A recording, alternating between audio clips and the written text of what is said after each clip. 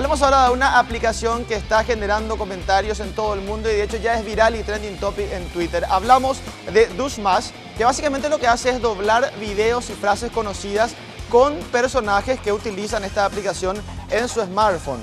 Facebook e Instagram ya están siendo minados con este tipo de videos de DoSmash, también en Paraguay ya muchos lo están usando. Lo pueden descargar porque es totalmente gratuita la aplicación y permite grabar selfies, doblar los videos con canciones y frases y compartirlos en las redes sociales. La aplicación ya ha sido bajada más de 10 millones de veces en todo el mundo y está disponible gratuitamente para dispositivos de Apple y también algunas versiones de dispositivos con Android. Y de hecho hizo DoSmash un compilado de los videos más graciosos de esta aplicación y con esto les dejamos con nuestro bloque de tecnología por hoy. Que tengan un feliz fin de semana.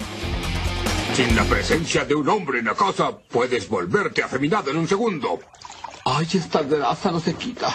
Oh, ¿y ahora quién podrá ayudarnos? ¡Yo! ¡El Chapulín Colorado! No contaban con mi astucia. Está lleno de bacterias. Tato, ¿qué no ves que mami está hablando?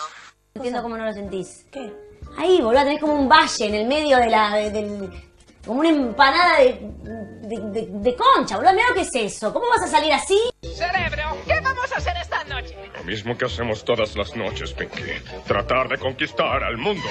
Libre soy.